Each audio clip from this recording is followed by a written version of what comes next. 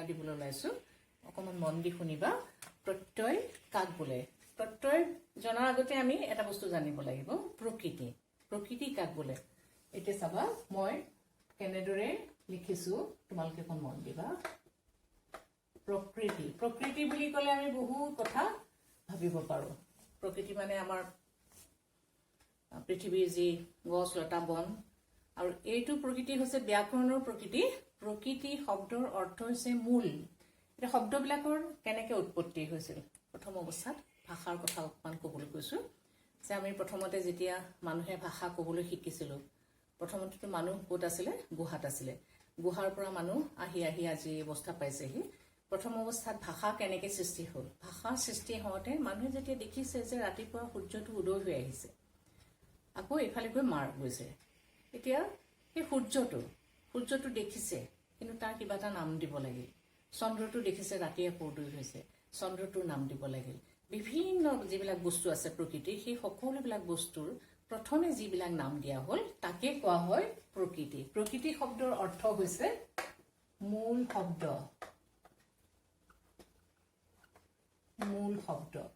এটা প্ৰকৃতি মানে হৈছে মূল শব্দ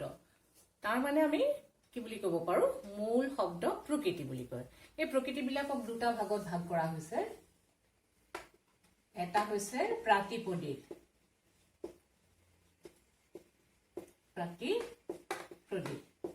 আনটো হৈছে ধাতু তাৰমানে আমি পৃথিৱীত যেতিয়া ভাষাৰ এটা সৃষ্টি হৈছে তেতিয়া সেই ভাষাটোৰ মূল শব্দখিনি দুটা ভাগত ভাগ কৰা হৈছে এটা হৈছে কি প্ৰাতিপদিক আৰু এটা ধাতু প্ৰাতিপদিক হৈছে যিমানবিলাক বস্তু আছে সকলো বস্তুৰ নাম প্ৰাতিপদিকক সেইকাৰণে আমি কি বুলি ক'ব পাৰো নাম বুলিও ক'ব পাৰো নাম তাৰ বাহিৰে আমি যিবিলাক কাম কৰো খাওঁ আহো যাওঁ মানুহে যিবিলাক কাম কৰে সেই কাম কৰা অৰ্থত যিবিলাক আমি ব্যৱহাৰ কৰো ক্ৰিয়াৰ মূলক ধাতু বুলি নকওঁ জানো গতিকে আমি কাম কৰো কাম কৰাৰ সেই মূলবিলাকক ধাতু বুলি কোৱা হয় এতিয়া দুটা পালো আমি প্ৰাতিপদিক বা নাম আৰু ধাতুবিলাক হৈছে প্ৰাতিপদিক যেনে মই উদাহৰণ দিছো সূৰ্য চন্দ্ৰ পৃথিৱী তেনেকে মানুহৰ নাম গছ লতা আদি এইবিলাক হৈছে কি প্ৰাতিপদিক বা নাম আনফালে ধাতুবিলাক কি হ'ব খা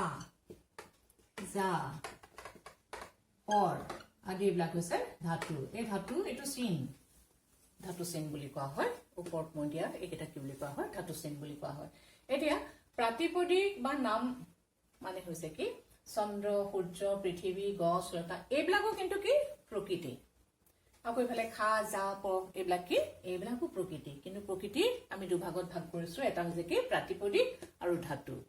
এতিয়া চাবা প্ৰকৃতিক আমি প্ৰাতিপদিক আৰু ধাতু হিচাপে ভাগ কৰিলো এতিয়া প্ৰাতিপদিক আৰু ধাতু এইবিলাকৰ পাছত আমি কিছুমান বৰ্ণ বা বৰ্ণ সমষ্টি যোগ কৰো সেইবিলাকক কি কোৱা হয় প্ৰত্যয় বুলি কোৱা হয় এতিয়া চাবা প্ৰত্যয় মানে কি প্ৰত্যয়ৰ সংজ্ঞা দিবলৈ গ'লে কি হ'ব ধাতু আৰু প্ৰাতিপদিকৰ পিছত যোগ হোৱা বৰ্ণ বা বৰ্ণ সমষ্টিক আমি প্ৰত্যয় বুলি কওঁ